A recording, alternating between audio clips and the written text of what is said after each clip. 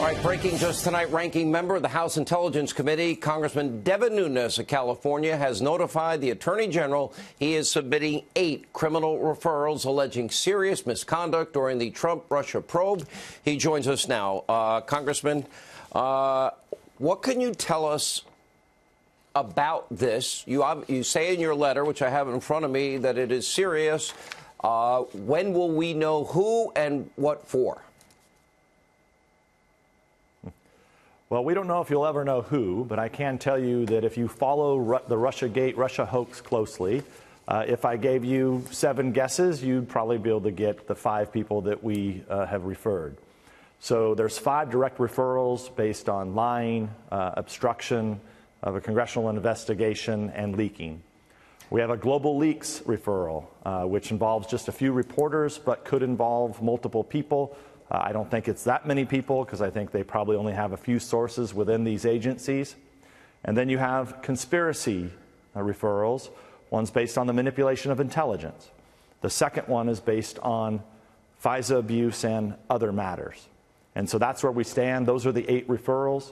At this point, we're prepared to brief the Attorney General. I'm looking forward to we have a former U.S. attorney that's now in Congress, John Ratcliffe, who serves on the Intelligence Committee and on the House Intelligence and Judiciary Committee, so he's going to go with me to brief the Attorney General when appropriate. Let me ask you, we do know from the Nunes and the Grassley-Graham memos, for example, let's just stay on FISA, that the bulk of the FISA application,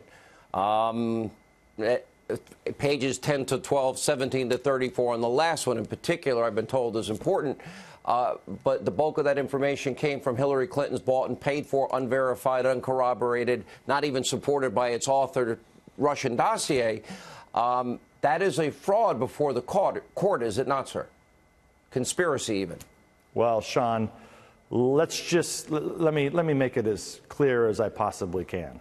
Okay, and now that, thank God, we have an Attorney General who calls spying for what it is. In late 2015, early 2016, spying began on the Trump campaign.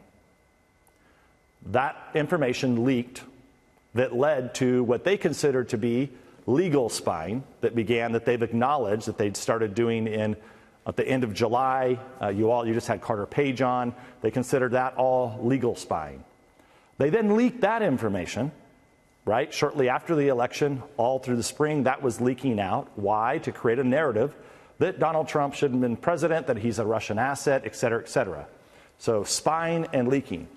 Then you have the culmination of the ultimate spying, where you have the FBI director spying on the president, taking notes, illegally leaking those notes of classified information. Why? So they could appoint a special counsel to spy on an acting president again.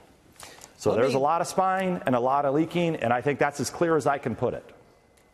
I won't push any further. I understand. I would ask you often, you obviously had more information than I would say, is there anything that I've said tonight that's wrong? And you often would say no. And I'd ask you the same question, the next question. Am I over the target? Because I want to be right, and I have a lot of sources, and I'm putting pieces of a puzzle together, and sometimes people cannot give me information.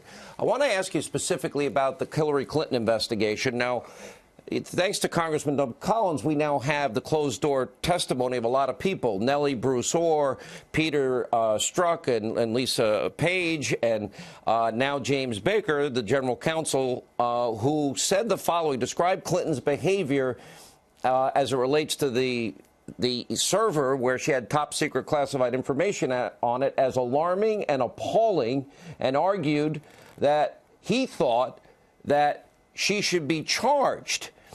And Page and Strzok said, both of them, they had no control over that investigation at all, although Strzok himself did the interview, allowed 2 other people in the interview, which is unheard of, and was writing her exoneration in May before interviewing her in July and exonerating her 3 days later. Comey did that part. Do you believe that that investigation into Hillary was a rigged investigation, and should it begin anew?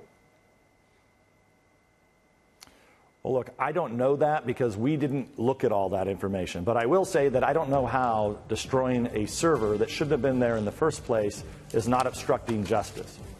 Another important point you talked about with classified information on we it. Still are waiting on transcripts with classified information on it.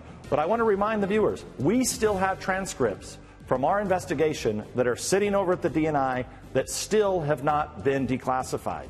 And those need to come out also. That will give a lot more transparency to, I think, everything else that's going along with the transcripts that you're seeing now. And the last interview I had with the president, he said he would be releasing the FISA applications, the Gang of Eight, the 302 materials. When Americans see that, will they be shocked? And if so, on a scale of 1 to 10, how shocked? Well, look, what I've said, and I'll say it again, if you thought using dirt from a campaign is bad, you'll think this is equally as bad. If you didn't think it was bad, then you won't care. And now, look, if it would have happened to the other side, they would have really cared. Great point. All right, Congressman, thank you so much for being with us. We'll follow this closely.